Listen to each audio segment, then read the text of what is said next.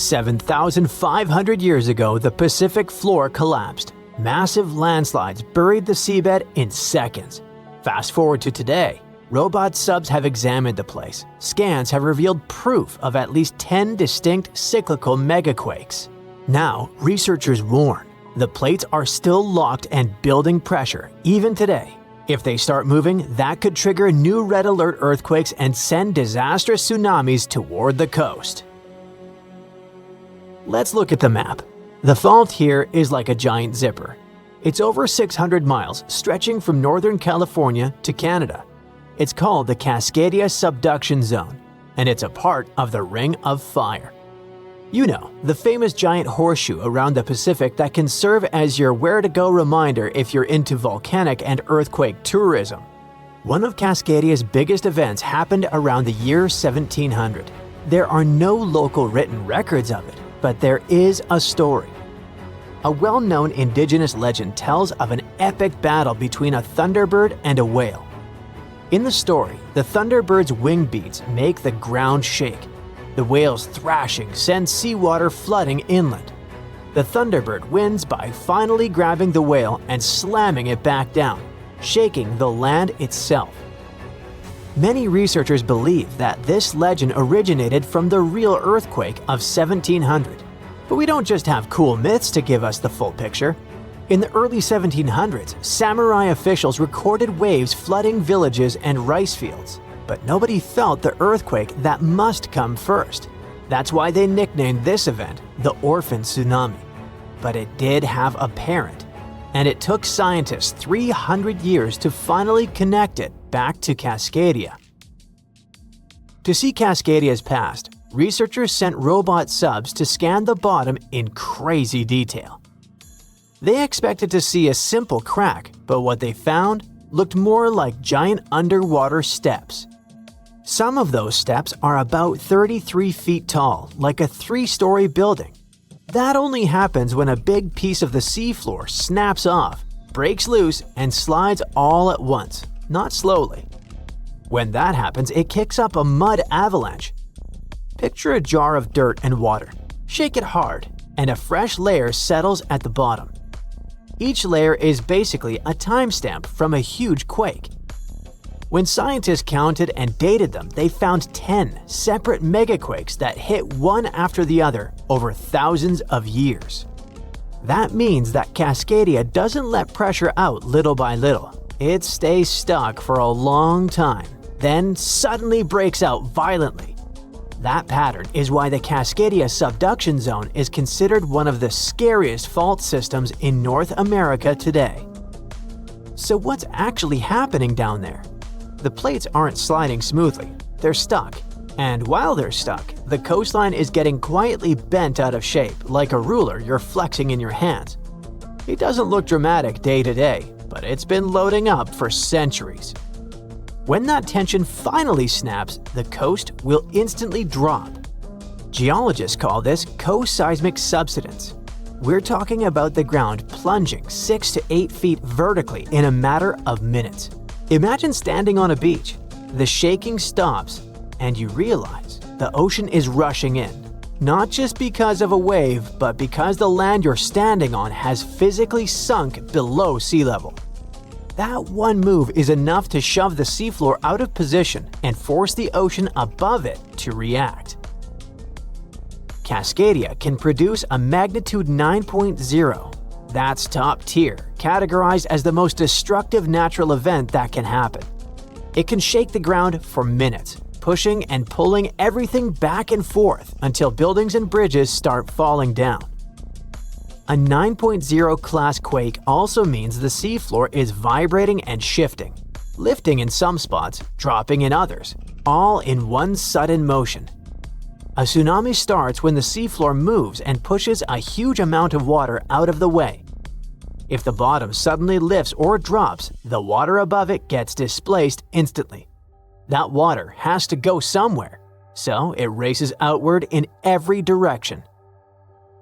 Out in deep water, that wave is rarely tall. It spreads out across a long distance, so it can pass under ships without anyone noticing. The danger is speed. In the open ocean, tsunamis can travel around 500 to 600 miles per hour. That's like traveling from New York to Detroit in 60 minutes. Eventually, the ocean starts to pile up, getting taller by the second. Near shore, it can stack up to tens of feet, and in extreme cases, it can run up to 100 feet on land. It swallows the coast, then drags everything back to sea with a violent tug before the next hit arrives. But that's not all. When the fault snaps, it often triggers massive underwater landslides. When a huge chunk of seafloor collapses, it can shove water locally, like dropping a boulder into a tub. In the Cascadia subduction zone, you aren't just dealing with the earthquake's kick. You're getting a 1-2 punch from the shifting crust and the crumbling slopes combined. On parts of the Oregon coast, emergency experts say the shaking could last 5 to 7 minutes, long enough to realize what's happening and still won't be over. Then comes the scariest part. In some places, a tsunami can hit in 15 to 30 minutes. Remember, the earthquake is a warning. If you're on the coast and you feel strong, long shaking, you do not need to wait for a text alert or a siren, or someone on the news to yell tsunami. During the tremors, the basic recommendation is to literally drop to the ground, cover, and hold on, staying away from windows and chandeliers that can fall on you. As tempting as it is, we shouldn't stop to make a reel out of the situation. Before anything happens, make one decision while your brain is calm. Pick the closest high ground and go for it. Not somewhere uphill, an actual spot. If you ever needed a reason to learn your neighborhood, this is it. Your instinct might say, get into the car and drive. But don't. Roads are probably jammed and bridges could be damaged. People who live on the coast already know to keep it practical, with shoes on the bed and a go bag prepared just in case. The danger doesn't end with the first impact because the tsunami waves, well, they come in waves. The initial hit is rarely the largest, and the ocean can continue to pulse in and out for hours. This creates a violent tug-of-war. The receding water acts like a massive vacuum, dragging anything caught in the backwash out to sea. Japan's 2011 disaster is the most recent vivid example of what a magnitude 9.1 can do.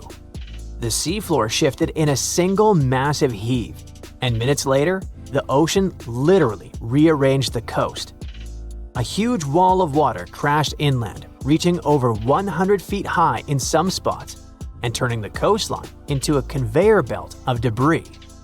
It was like water turned cars into giant bowling balls and shipping containers into massive metal bricks, smashing ports and drowning low-lying airports and electrical substations. Finally, what do officials say about the timeline for the possible next disaster hitting Cascadia? Well, they can't give us precise dates, but they did announce some odds. For the biggest, scariest earthquake possible, the United States Geological Survey says there is about a 10% to 15% chance it'll happen in the next 50 years. Chances for a quake that isn't the mega version are 1 in 3 in the next 5 decades. Those odds are actually pretty high. But here is why it isn't all that grim. Scientists know this isn't random. Cascadia has a pattern, and patterns are what preparation runs on. We already know how to build for big shaking, and we're getting better at spotting where stress is building. It doesn't mean we can stop the earthquake, but it means we're getting way better at knowing what to expect. In the meantime, just keep a go bag by the door and maybe take a walk around your neighborhood every once in a while. Something is about to reshape the entire future of the West Coast. The coastline, the infrastructure, the whole map. Scientists fear there is not one but 2 big earthquakes coming, one caused by another. This wasn't even on the radar for most people, but new research is changing everything. For decades, everyone treated the San Andreas Fault and the Cascadia subduction zone like 2 separate monsters that just happened to live in the same neighborhood.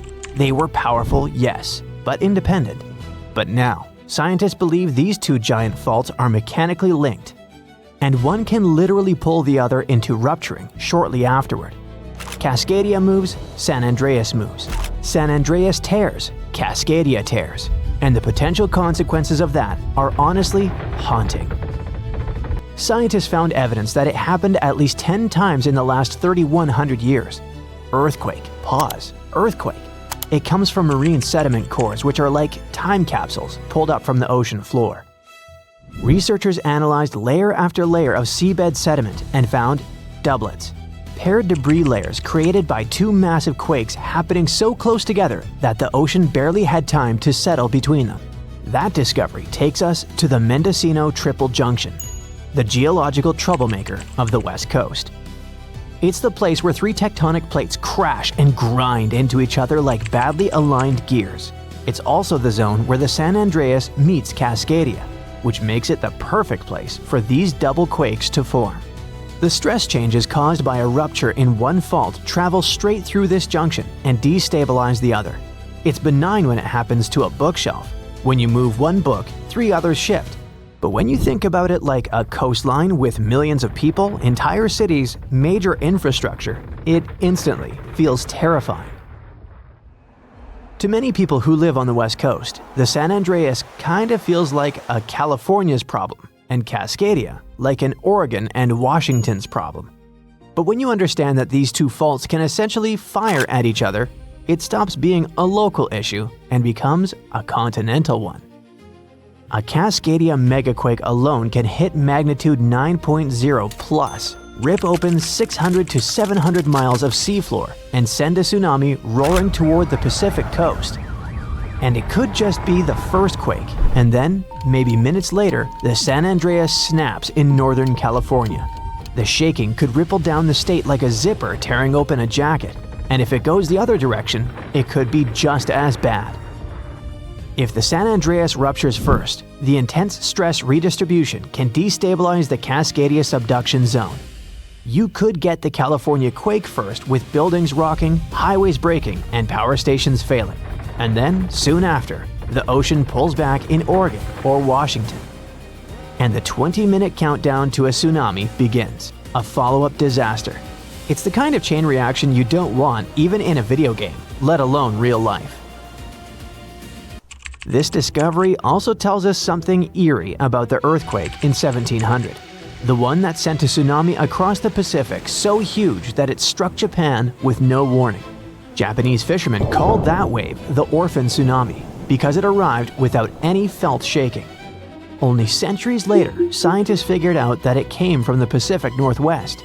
But until recently, no one knew that the San Andreas might have felt that event too, and it possibly slipped or destabilized because of it. So, the whole West Coast may have moved together. And we've come to the scariest part. All this isn't about if, it's strictly about when. The faults have a rhythm, a pace, and a geological heartbeat. We've seen how they behave across thousands of years. We know what they did, and now we know they sometimes do it in sequence. The real fear isn't the first quake. California already expects a big one. The real fear is the second quake, the one that comes before you've checked on your family, before emergency responders regroup, before the power comes back, and before the dust settles. Even if you don't live on the West Coast, this matters for you too. The ports in California, Oregon, and Washington handle a massive chunk of America's imports. Knock them offline, and it's not just the coastline that feels it. The ripple hits the entire country and potentially the world. Grocery prices spike, supply chains freeze, gas availability dips, shipping timelines go nuts. The world is much more connected than any of us thought, and a geological double punch on the Pacific coast wouldn't stay a local disaster. It would spread, thread by thread, into everyone's life. So, those in power must prepare not for one giant rupture, but for two. Emergency plans, evacuation routes, response times, and power grid designs, all of it needs updating. Because nature has now shown us what even a single major rupture can do to a modern economy.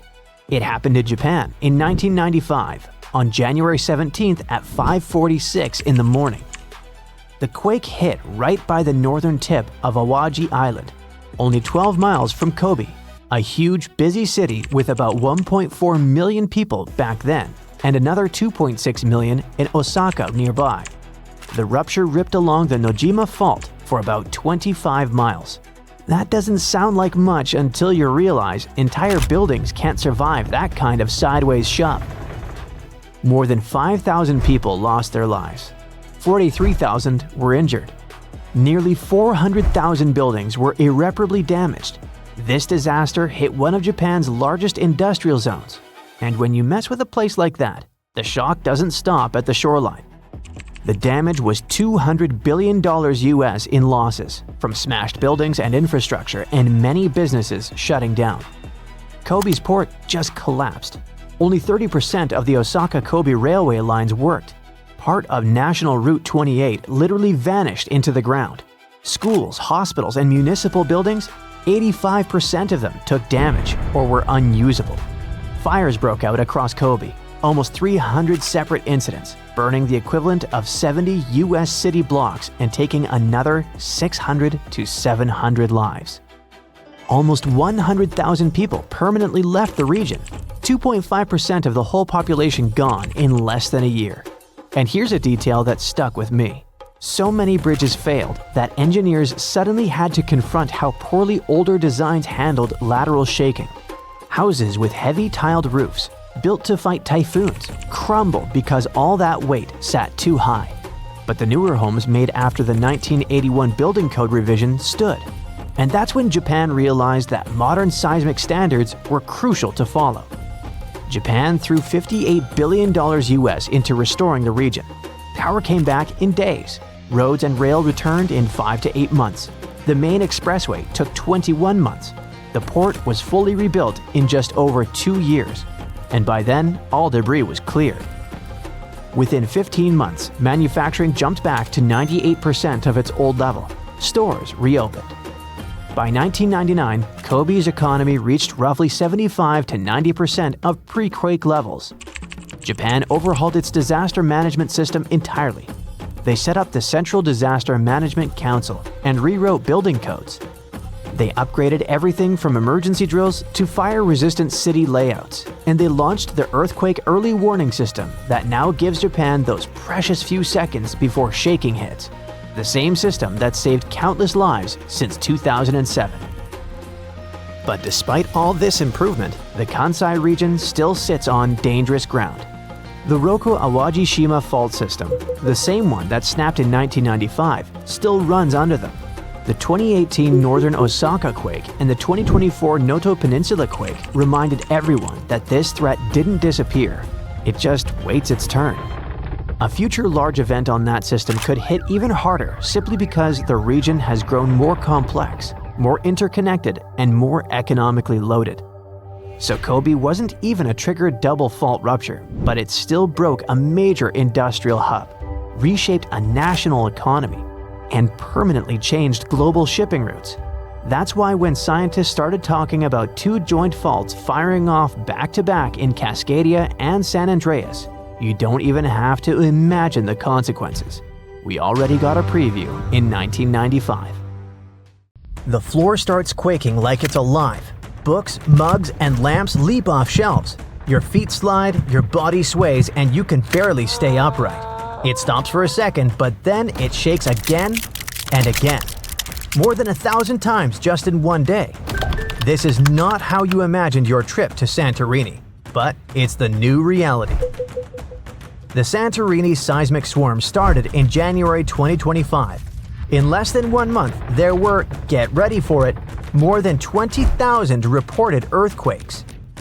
For comparison, most cities on Earth go through one small, barely noticeable quake in a year. It all started with small jolts that residents could feel, but tourists might have mistaken for large trucks driving nearby. But by February, things got serious. A magnitude 5.3 quake struck. It's a moderate-strength earthquake, but it was strong enough to rattle homes, break windows and dishes, and terrify the island's population. The Greek authorities declared a state of emergency for Santorini and Amorgos. Thousands of people had to leave their homes. Schools closed, and hotels temporarily evacuated their guests. Santorini is famous for its volcano. the one that blew up in a massive eruption around 1600 BCE and inspired the legend of Atlantis. It's still considered to be active, although there have been no significant eruptions since the 1950s. So it would be logical to blame this monster for all the drama. But nope, these tremors weren't volcanic. Experts said what was happening near Santorini looked like a seismic swarm. It's a series of smaller quakes all happening in the same area. They are happening along faults, which are cracks in the Earth's crust that can suddenly shift when the tension gets too high. Think of the ground like a giant, stressed-out Rubik's Cube. At some point, it twists and snaps somewhere. Near volcanic areas like Santorini, fluids moving underground can sneak into these cracks and make them easier to break. Plus, there's the natural stress from tectonic movements. It's like adding oil to a squeaky, overworked hinge. Suddenly, everything slips. Nobody knows exactly what's coming next. Tracking thousands of tremors isn't easy. Many of them are too small for traditional seismic sensors to pick up. But this time, scientists have their new best friend to help out.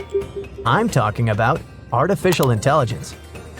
Thanks to machine learning, researchers can detect patterns in tiny vibrations that humans might miss. This technology has helped a lot to understand the swarm. It lets scientists map which parts of the crust are most active and even predict possible future activity.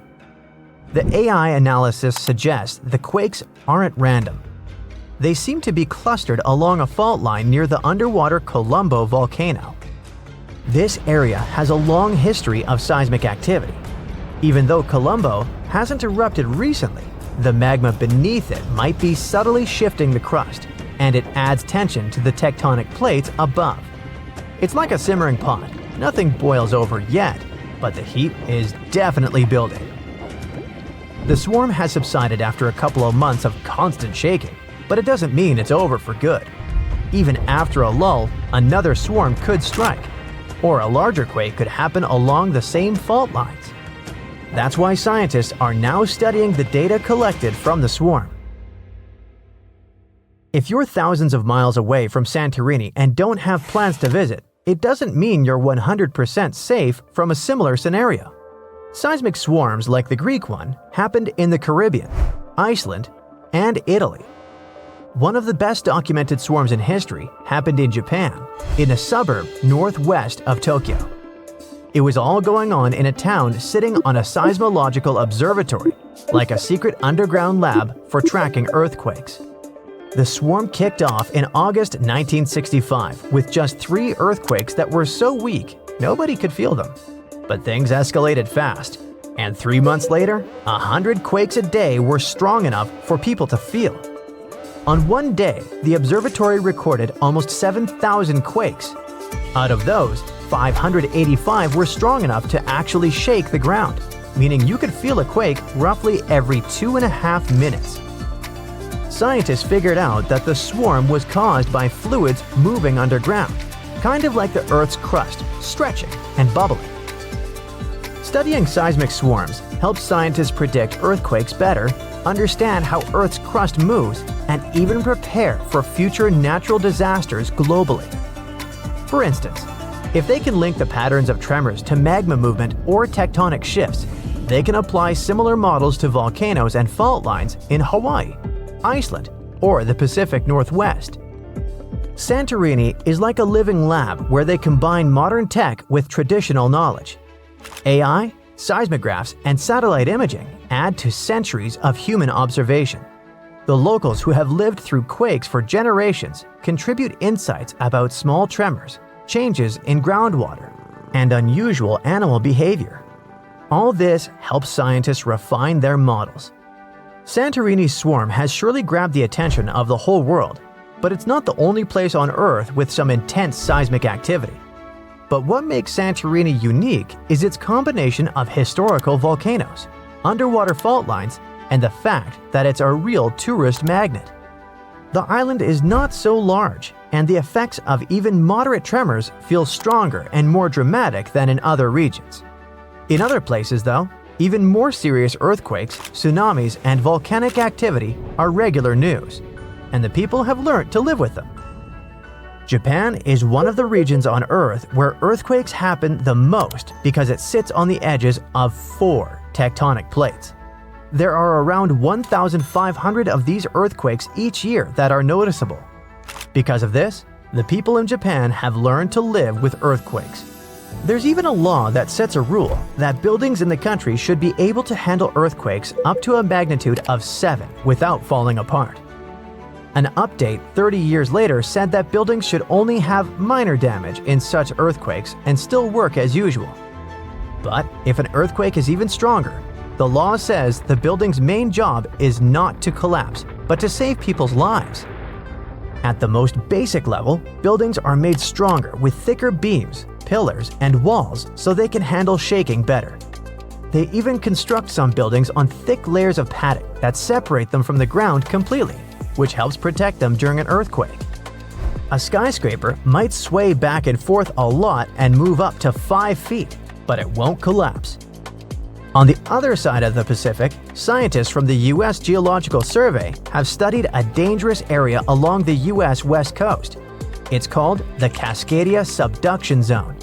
Over the past 14,200 years, there have likely been at least 30 big earthquakes in this region. One major quake happened every 500 years on average, but for a long time now, Cascadia has been quiet, and the scientists are getting worried. They think this might be because the area is locked, so the tectonic plates are stuck together and building up a lot of pressure. At some point, a part of the seafloor could suddenly break and move forward by several feet. The shaking would be just 5 minutes, but it would create a powerful tsunami as the seafloor shifts that would last for 10 hours. If it happens, it's going to be the worst natural disaster in the country's history, according to experts. This could make the hillside slide and crumble and take down roads and bridges. Around 620,000 buildings could be badly damaged or even collapse. Scientists are hoping that thanks to advanced AI tech and local communities, they'll be able to better predict earthquakes like this and the one in Santorini. This could save thousands of lives. And for now, we must not forget that the Earth doesn't take vacations when it comes to seismic activity, even in places where you go on vacation. On January 26, 1700, one of the biggest earthquakes in history hit off the coast of the United States. It had a magnitude of 9, which puts it in the top 10 most powerful earthquakes ever recorded.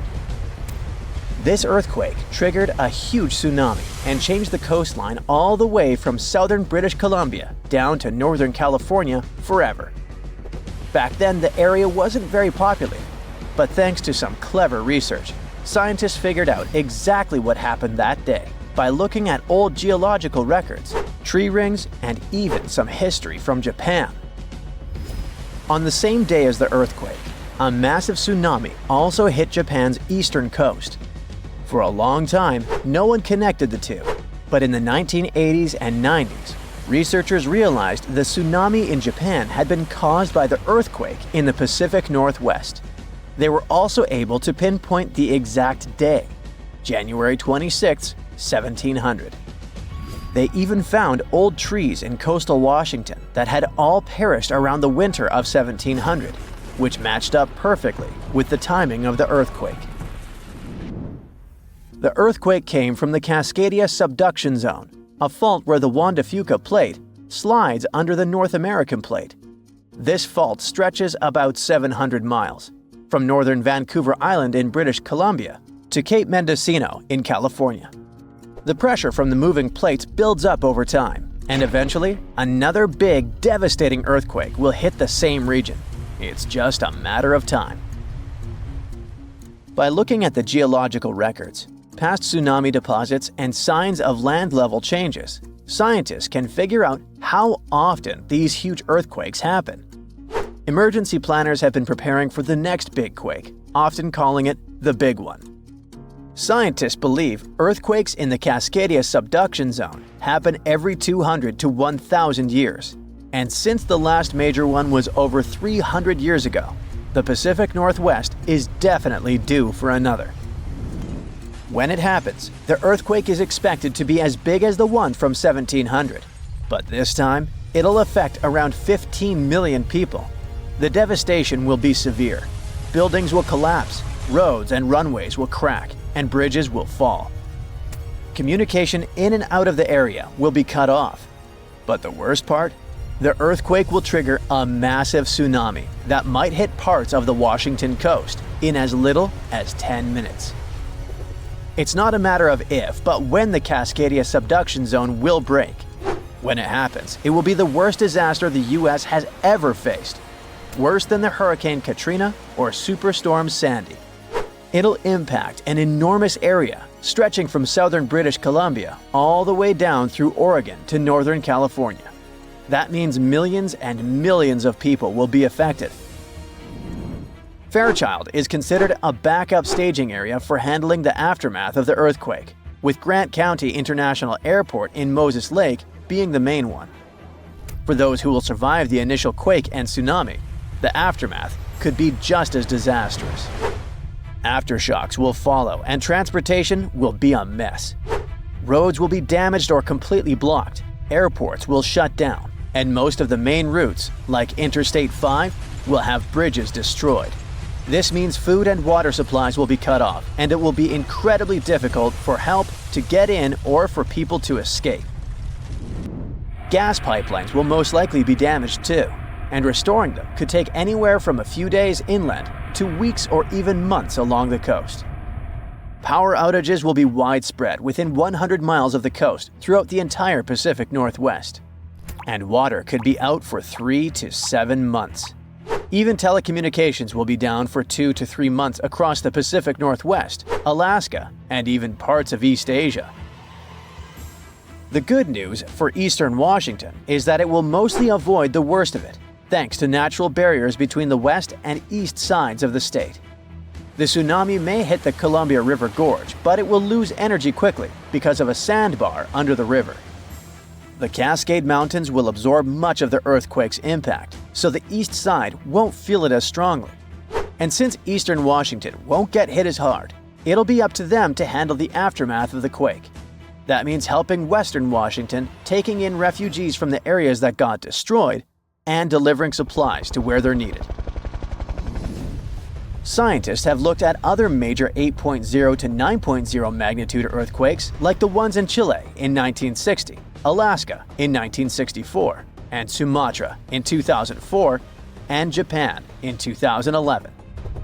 These kinds of quakes can shake the ground for anywhere between 6 to 10 minutes, and that's a long time for the ground to be shaking. Such quakes are super intense because they happen close to Earth's surface, so it's not just a quick shake. It's a long, strong one that can cause a lot of damage. If the Cascadia earthquake and tsunami were to hit tomorrow, over 13,800 people could lose their lives, and about 107,000 people could be injured. The economic toll in Washington, Oregon, and California could top $70 billion. To put that into perspective, we can compare these numbers with some other major earthquakes. In Chile's 1960 earthquake, about 1,650 people lost their lives. The 1964 Alaska quake resulted in around 140 lives lost.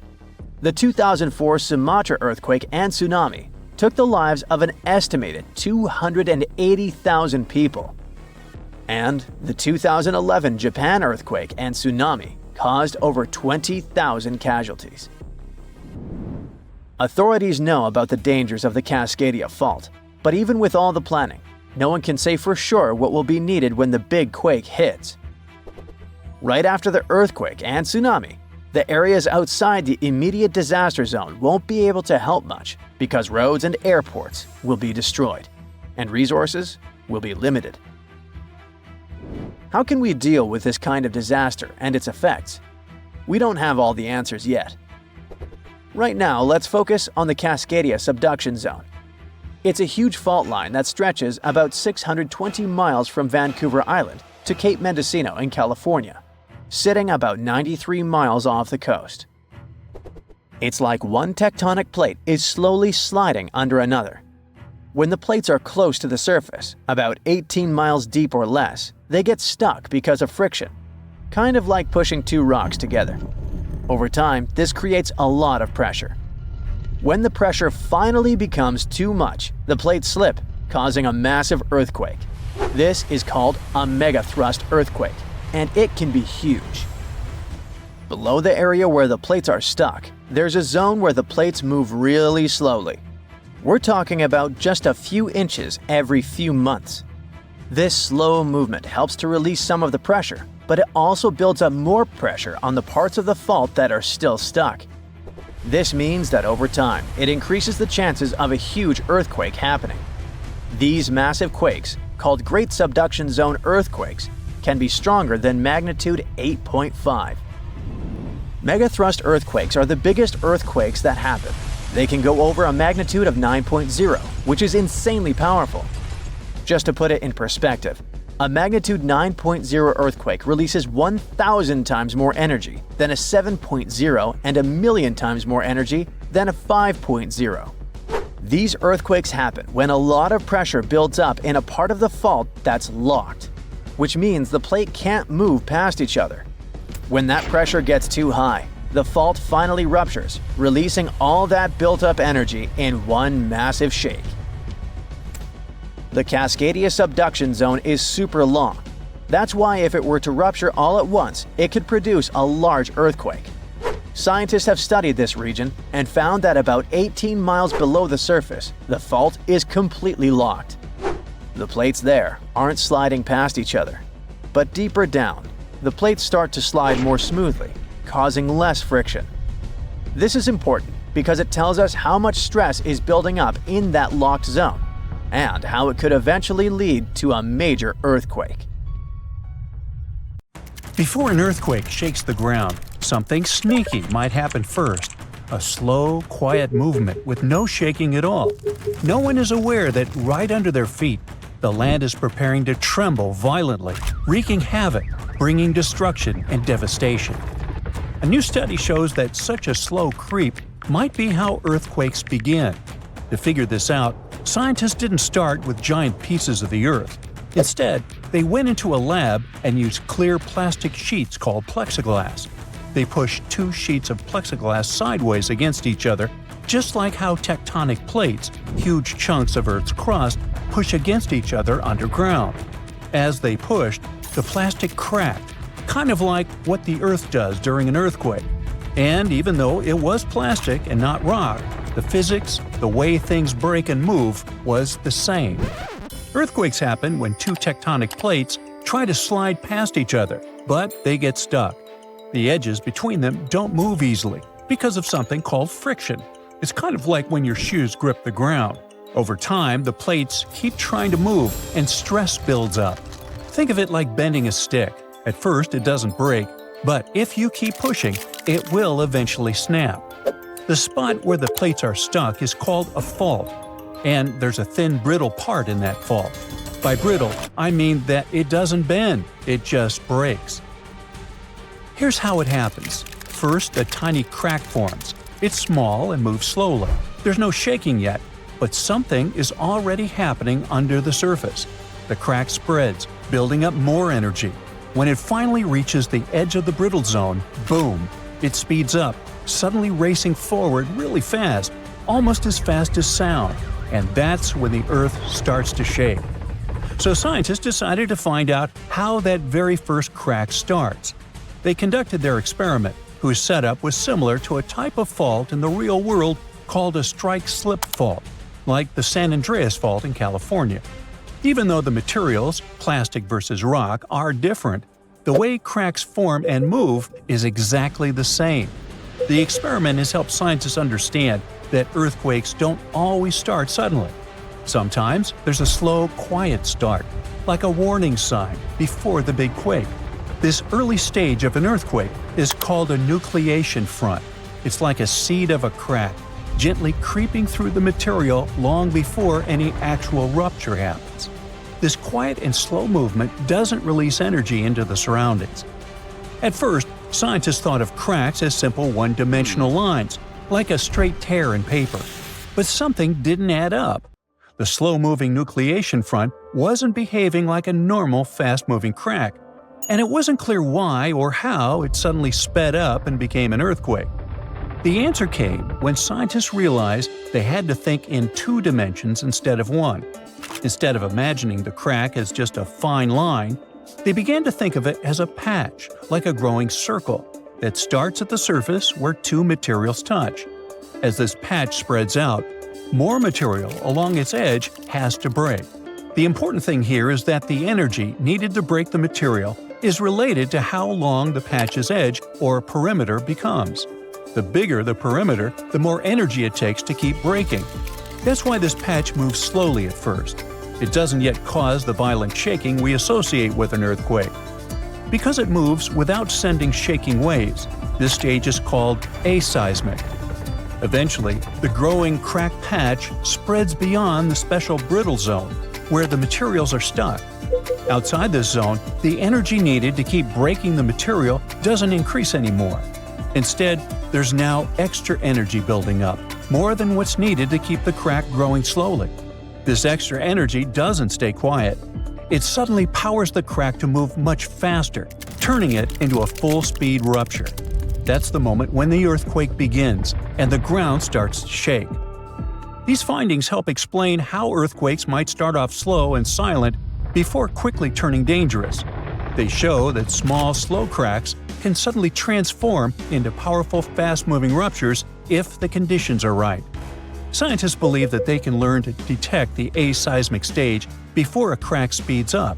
It might one day be possible to predict earthquakes, or at least understand the warning signs better. Now, even though earthquakes are only the 3rd most common type of natural disaster, they cause the highest number of fatalities. NASA plays an important role in studying earthquakes by using satellites that orbit the Earth. These satellites collect data and images that show how the ground changes after an earthquake.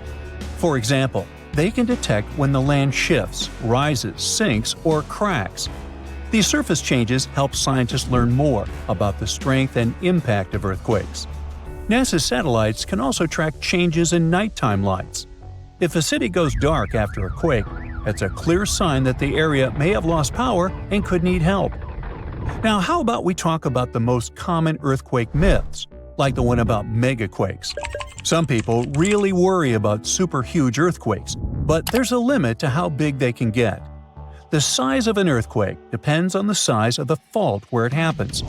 A longer and deeper fault can cause a bigger earthquake. For example, the San Andreas Fault in California is long, about 800 miles, but not very deep, around 10 to 12 miles. This makes earthquakes bigger than magnitude 8.3 on that fault very unlikely. The biggest earthquake ever recorded happened in Chile in 1960.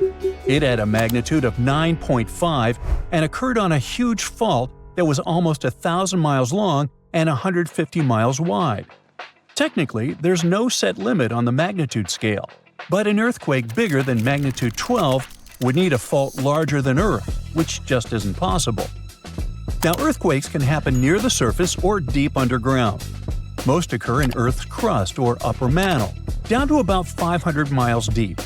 But the deepest ones happen only at subduction zones, places where one part of Earth's crust slides under another. In California, almost all earthquakes happen in the top 15 miles of the crust.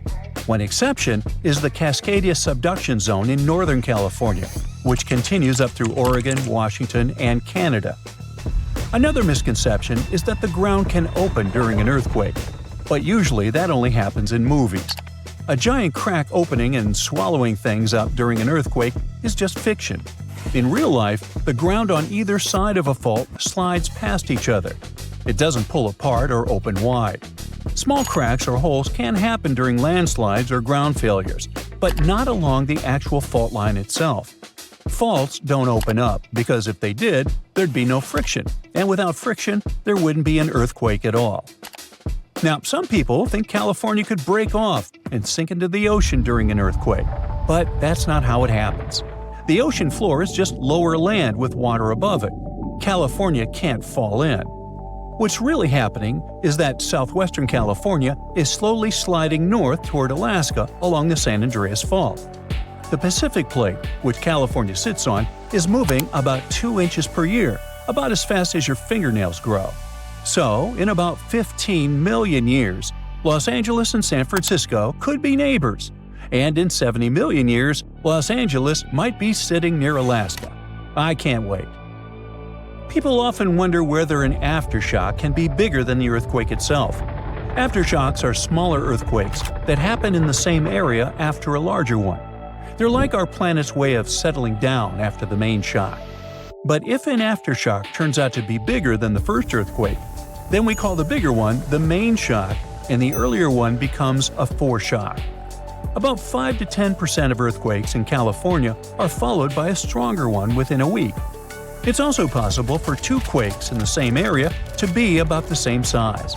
However, very large earthquakes are rare, so it's even rarer to see two huge ones happen close together. So, since 2000, the world has been hit with more than 1,700 earthquakes with magnitude greater than 5.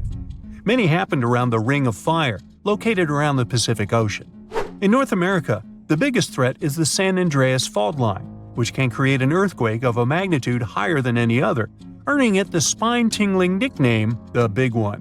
The potential destruction of California is a terrifying prospect that could have unimaginable consequences. But the Big One is just the beginning of what's to come. Bad news!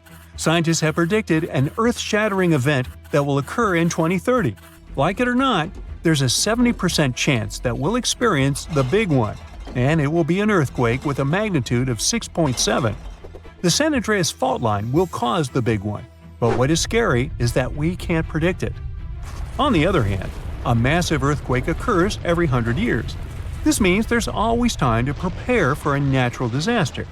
If we traveled back in time, we'd see a few significant earthquakes like the ones that wiped out San Francisco and Fort Tajon.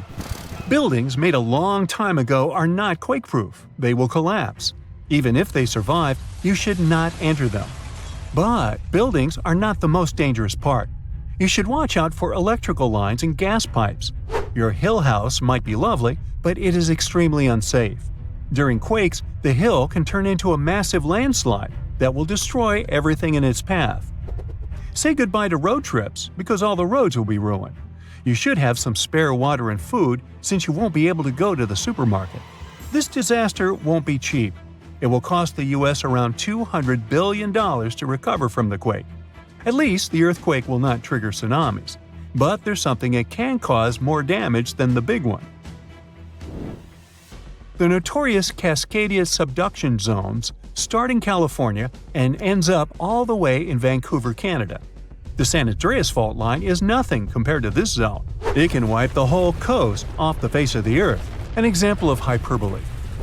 Subduction zones are tectonic plates forced to be one under the other and constantly pulling apart. One is called the North American Plate and the other is the Juan de Fuca Plate. Zones like these are not to be messed with, since they are terrifying hotspots for earthquake activity and extremely dangerous because they cause massive underwater quakes. But they are underwater, so what can they do to us? Well, they can cause giant tsunamis, flooding cities, and destroying the coastline. Right now, the most active zone is the Ring of Fire. The Cascadia zone might be less active, but it is like a sleeping beast that can wake up and destroy everything in its path, causing a groundbreaking earthquake. The last time all this stress was released was in the year 1700. Unlike the San Andreas quake, this one will cause massive tsunamis and much bigger shocks. Let's hope you'll be camping in an open field at that time, because most buildings and bridges will likely be destroyed. Also, be ready for the aftershocks, as they'll be devastating. Nature won't be spared either. Landslides will change animals' habitats. Even our homes will be changed forever.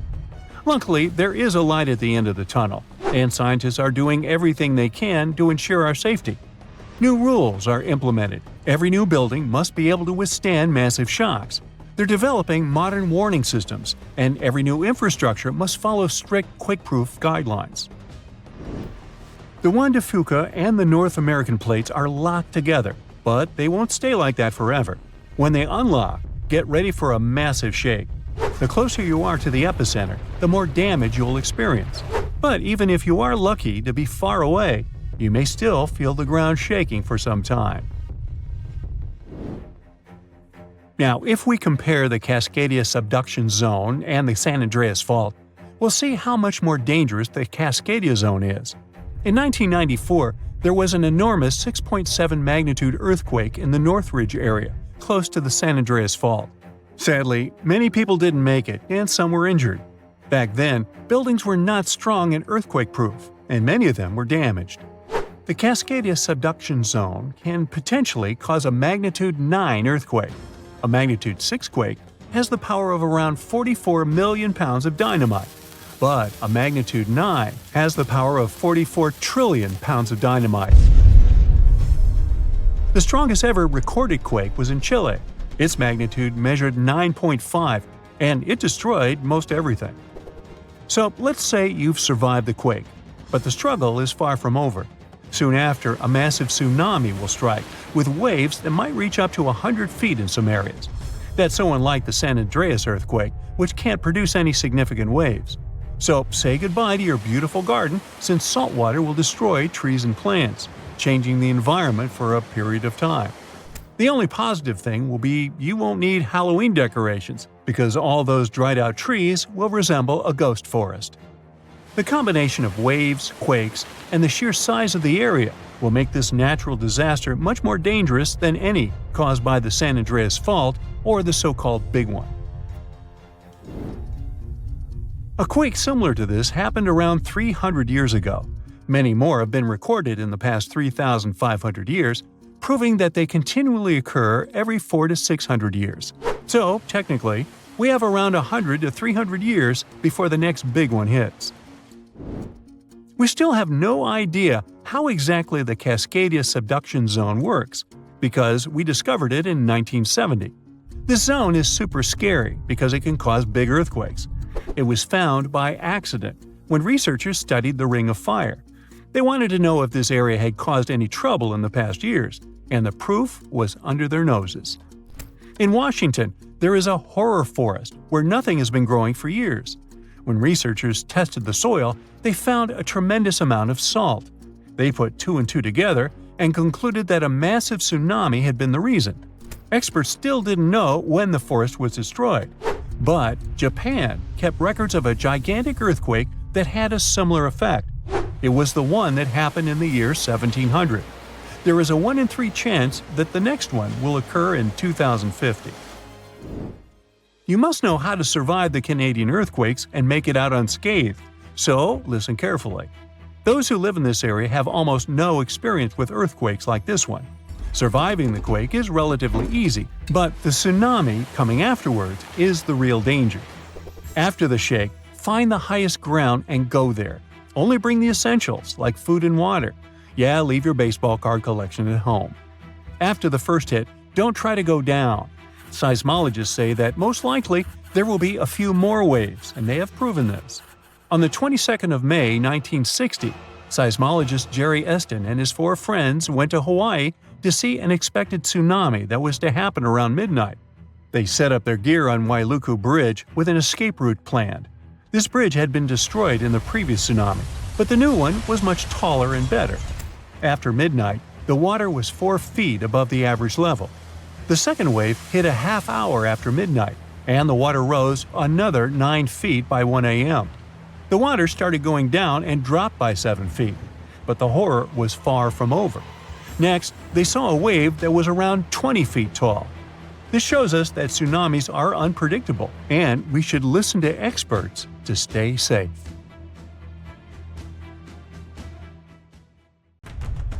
The strongest earthquake ever to strike east of the Mississippi River that happened over 200 years ago was never over, according to some scientists.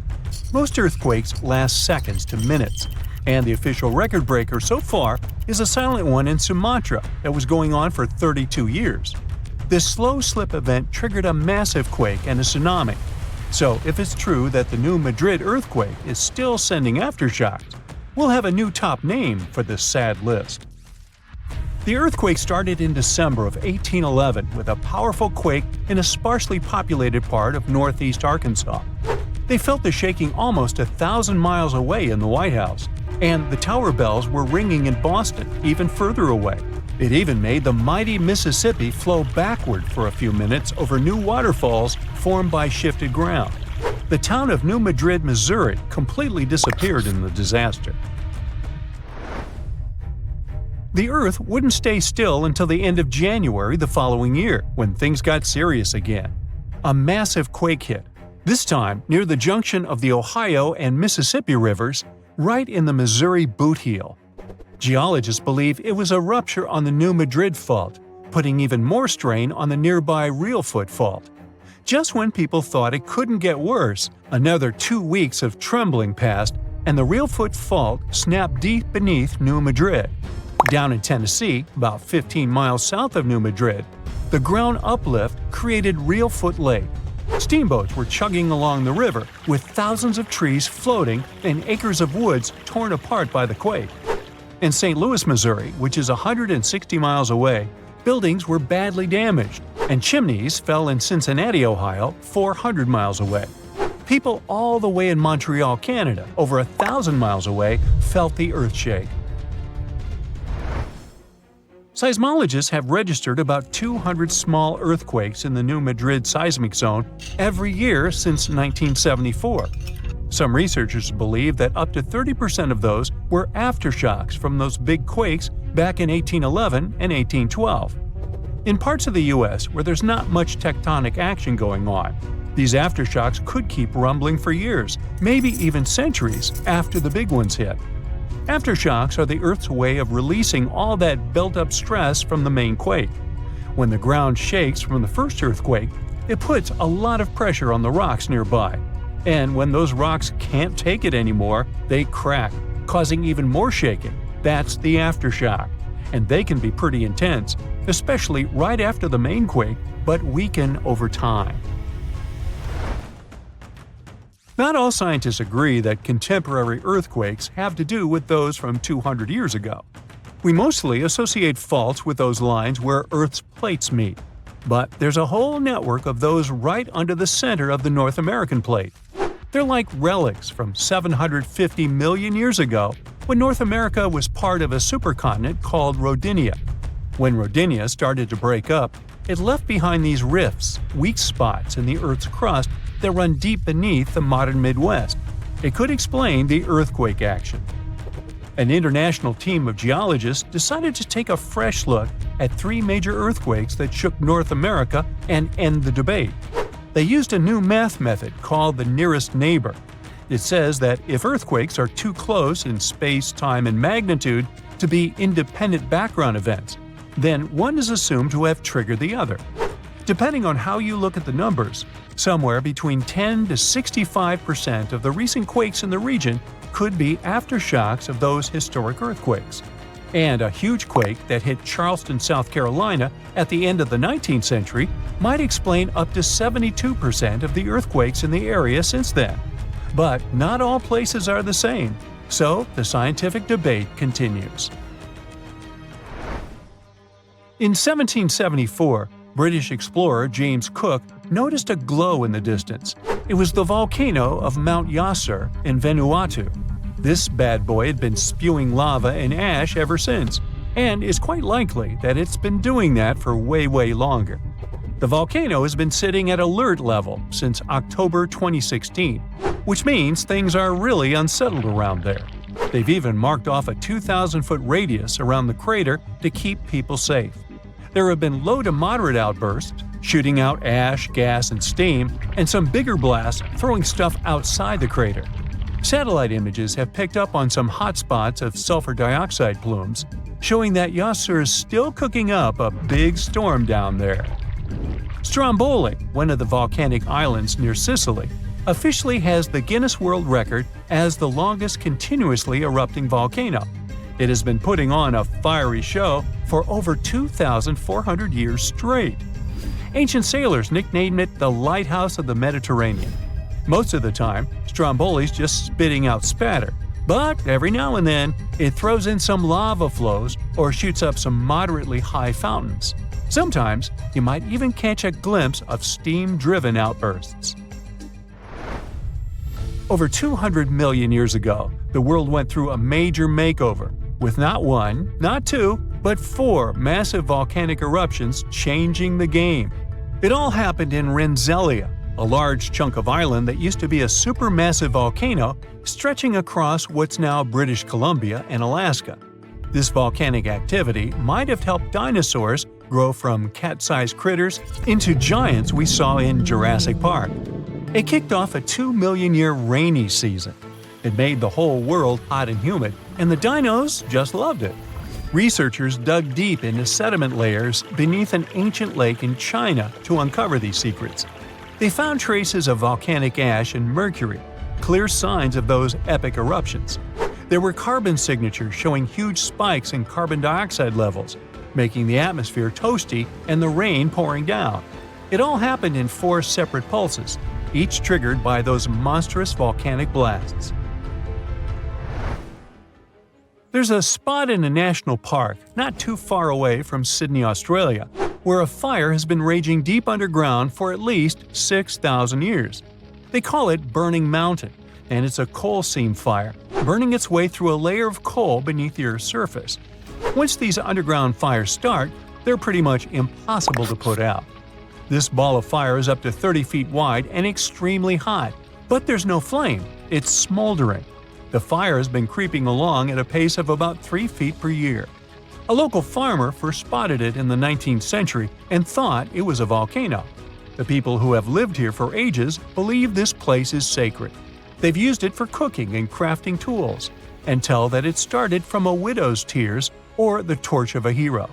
But experts think it could have been a lightning strike or coal heating up like a summer barbecue from the interaction with oxygen. Some say it might have been burning since before the dinosaurs roamed the Earth. No one knows exactly how long this mountain will burn or in what direction it'll move. Right now, the coal has enough oxygen to burn for centuries or even millennia without human intervention. The fire is heating up the mountain like a giant oven, making it crack and crumble, inviting in more oxygen to feed on. Even if humans decide to take action, these coal seam fires need truckloads of water and liquid nitrogen to tame them. Several years ago, explorers noticed that the smolder was creeping close to a cliff overlooking a little river. And depending on what the coal seam decides to do next, we could see some dramatic changes here in the coming decades. There could be flames with much more heat, or the coal seam could go deep, extinguish itself, and smolder out. A magnitude 15 earthquake has the potential to completely destroy our planet and evaporate all the water in a matter of seconds, leaving Earth uninhabitable. Over 500,000 earthquakes happen annually, but none have a magnitude of 15. 90% of quakes occur in the terrifying Ring of Fire zone located around the Pacific Ocean. The ground there is like jello. It shakes almost constantly. The most powerful earthquake to have ever struck Earth had a magnitude of 9.5. That much power can lengthen or shorten the day. But there's probably an earthquake in the confines of your own home now caused by a speck of dust landing on a table. But it has a power of negative 15 magnitudes. Earthquakes happen when tectonic plates move. They're like Lego pieces that are not properly secured, and when they move up, down, or hit one another, the ground also moves, triggering earthquakes. This tectonic energy acts like a battery. It stores energy for a long time, up to 500 years. When this stored energy is released in a sudden burst, the consequences are horrifying. Even the strongest structures submit to this relentless force that leaves a trail of destruction in its path. In some instances, earthquakes can even trigger tsunamis, amplifying the chaos. Such a crazy amount of power can split the ground open and cause severe damage. The strength of an earthquake is measured by the Richter scale, but now it's being replaced by the moment magnitude scale. When there's an earthquake, we hear about how strong it is. It's usually from 1 to 10. Luckily, we haven't had a Richter scale earthquake yet. The most powerful earthquake to have ever happened in modern history occurred in Chile in the 60s. It was around 9.5 on the Richter scale, and it altered Earth's rotation and messed up the length of the day by around 2 milliseconds. It also triggered a massive tsunami and affected a vast area of 155,000 square miles. The Richter scale doesn't actually have a limit. Still, anything above 25 doesn't need measuring, because if that ever happened, we would simply turn into dust, and nobody would care to measure this disaster. As we said, the strongest earthquake had a magnitude of 9.5. If this magnitude had been just 0.5 stronger, it would have created a ruptured line 2,174 miles long. That is almost 7 times the size of Wyoming. A magnitude 11 earthquake would create a crack halfway around the world. Massive tsunamis would hit coastal areas, destroying everything, and Earth would get into a massive environmental crisis. If you love hiking, you would have new mountains to explore, created by the terrifying earthquake. Even the temperature would increase because of volcanic eruptions and the resulting greenhouse gases. It would turn our planet into a hot oven. The safest places would be far away from any buildings, seas, oceans, and mountains where there would be a low chance of a landslide. Countries unprepared for earthquakes would be totally destroyed, and cities would turn into piles of rubble and dust. Going up on the Richter scale would only make things worse. But don't worry, an earthquake of that power is impossible. Earth's crust doesn't have enough energy to produce such earthquakes. But there is something that has much more power and can produce mega earthquakes. Asteroids are powerful enough to destroy our planet, as we all know from the dinosaur era. That asteroid was around 6 miles long, and it caused massive damage to the planet. It triggered earthquakes that shook the ground constantly for months. These terrifying quakes were about 50,000 times stronger than the Chile earthquake. They also triggered a tsunami that was 30,000 times more powerful than the Indian Ocean tsunami. And the latter was one of the most devastating tsunamis to have ever struck Earth. The earthquakes caused by the asteroid had a magnitude of 11, making it the most powerful and scariest natural disaster ever. And let's hope it stays that way. The Indian Ocean tsunami affected only certain areas of the world. Meanwhile, the asteroid tsunami affected every part of the world and had 33-foot-tall waves. Even if you had traveled to the most remote place on Earth, you wouldn't have been able to hide from this Grim Reaper. A 15-magnitude earthquake wouldn't be 15% stronger than the Chile earthquake. The scale doesn't work like that. It would be around 100 million times more powerful than a 9.5 magnitude quake. It could make all the water on Earth evaporate, leaving us devastated and without any H2O to survive. All ecosystems would collapse, all food chains would be broken, and only some super strong bacteria would probably survive the impossible. That is only a fraction of the frightening things that could happen. The ocean is like the AC for our planet. Without it, Earth would be super hot. The ocean also serves as a shield from the sun's powerful rays. It acts as a heat absorber and cools Earth. Scientists think that the most dangerous thing would be the inability of Earth's crust to survive the violent shakes of the 15-magnitude earthquake. If our planet miraculously survived and didn't turn into dust, there would be massive openings in its crust. The ground would become gelatinous. It would randomly move up, down, left, and right, and no building would survive that. Our civilization would be brought back to the Stonehenge era. Tectonic movements like this are devastating. A similar thing happened in Japan when tectonic plates moved 165 feet from each other and then snapped back together, creating a 9-magnitude earthquake. No place on Earth is immune to this bone-chilling natural phenomenon. Still, certain places have higher chances of being destroyed than others, like the Ring of Fire, where 90% of earthquakes happen. This is a place where earthquakes are almost everyday occurrences. The Ring of Fire is located in the Pacific Ocean. It forms a ring around the continents that surround the Pacific. There, several tectonic plates meet, creating highly unstable ground. To make the problem much more terrifying, 75% of active volcanoes are located in this area. 90% of dormant volcanoes are also there, making this place extremely dangerous. Scientists carefully study this region to find a way to predict when the next earthquake might strike. The Ring of Fire is not the only place at risk of earthquakes. In California, along the San Andreas fault line, two tectonic plates have been storing power for more than 200 years. The San Andreas Fault is 715 miles long and has the potential for a massive earthquake. This region has its fear of violent earthquakes like the one that happened in San Francisco in 1906. It had a magnitude of 7.8 on the Richter scale. Scientists' predictions are terrifying. They say that the chance of a 6.7 magnitude earthquake is very high in the area. If all hell starts to break loose, you should know how to survive. Avoid anything that might fall on you, like windows, closets, or unstable ceilings. The official phrase from emergency experts is drop, cover, and hold on. Stay low to the ground. Hide under something stable like a table, and remain there until the shaking stops.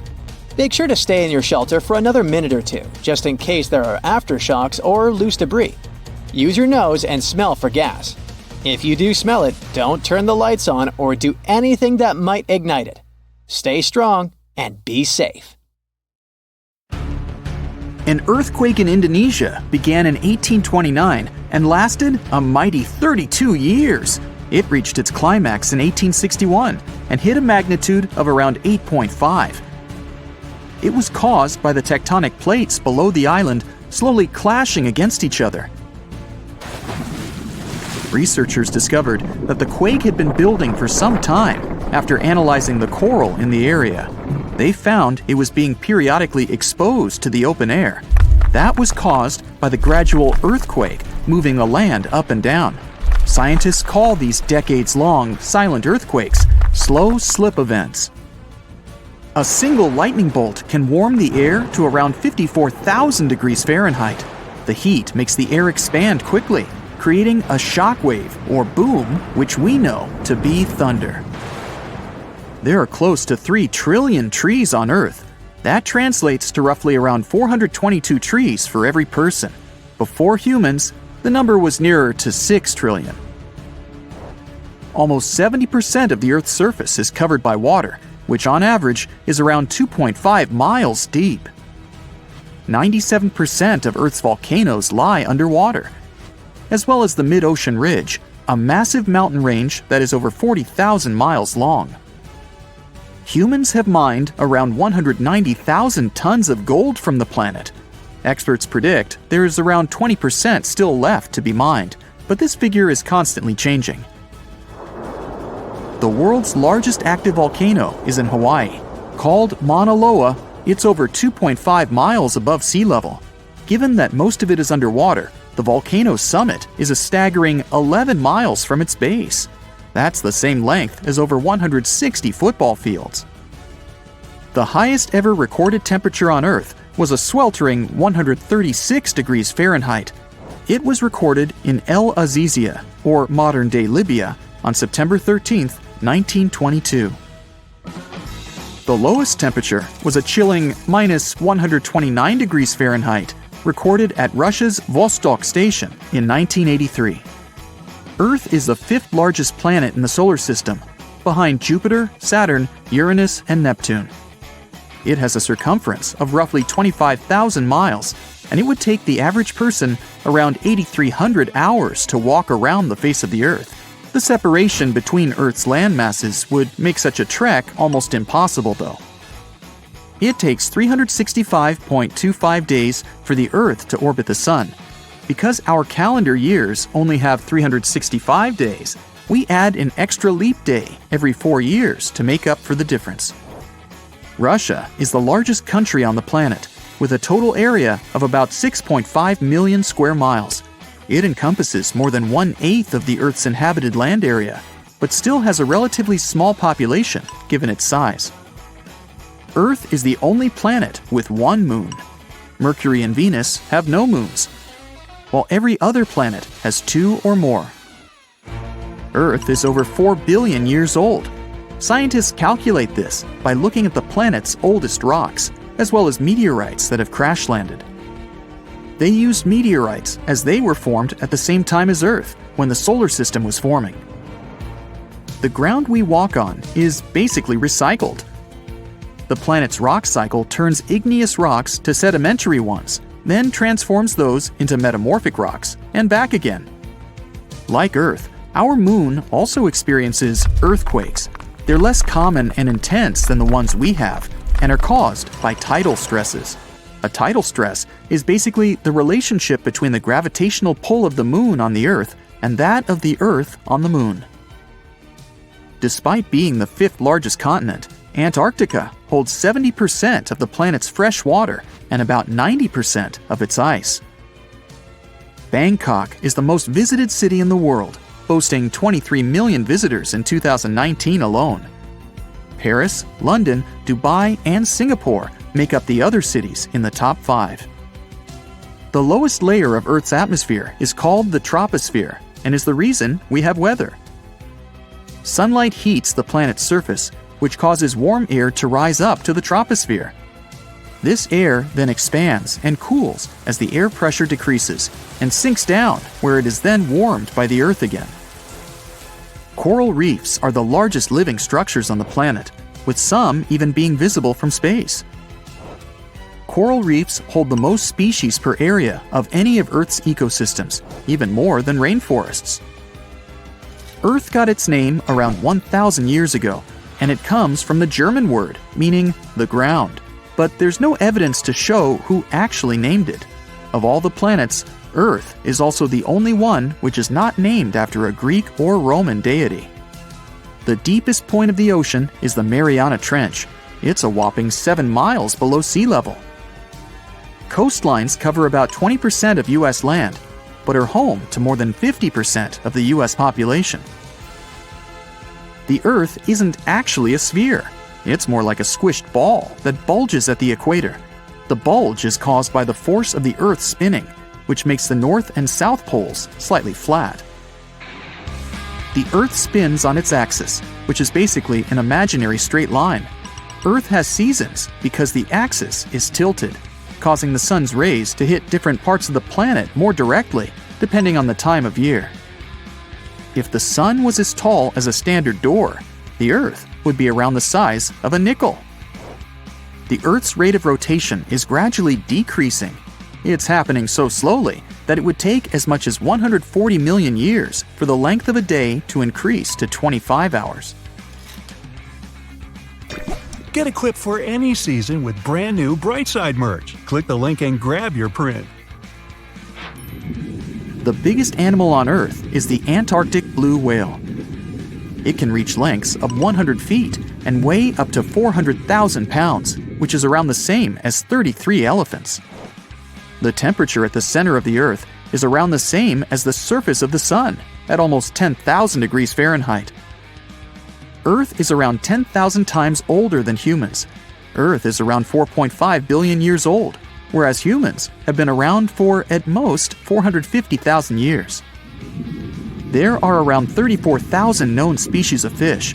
The actual number is way higher though, as a whopping 95% of our oceans still haven't been explored.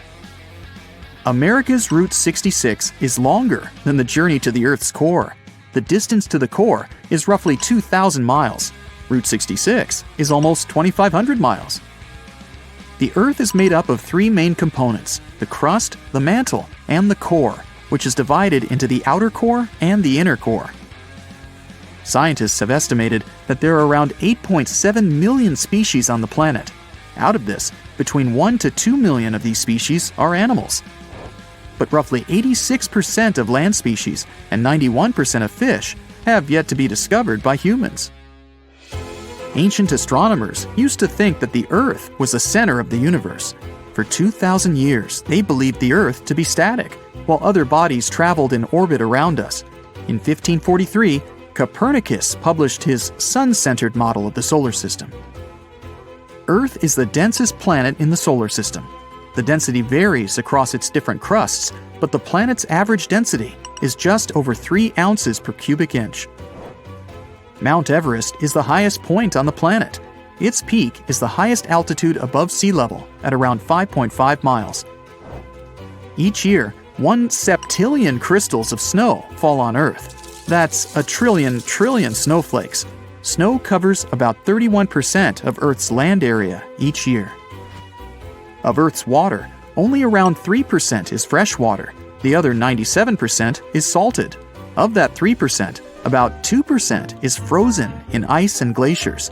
So, less than 1% of the planet's fresh water is actually in lakes, rivers, and underground. The world's largest inland body of water, or lake to us normal people, is the Caspian Sea. It has an area of 140,000 miles squared. The world's deepest lake is Lake Baikal in Russia and is 5,300 feet deep.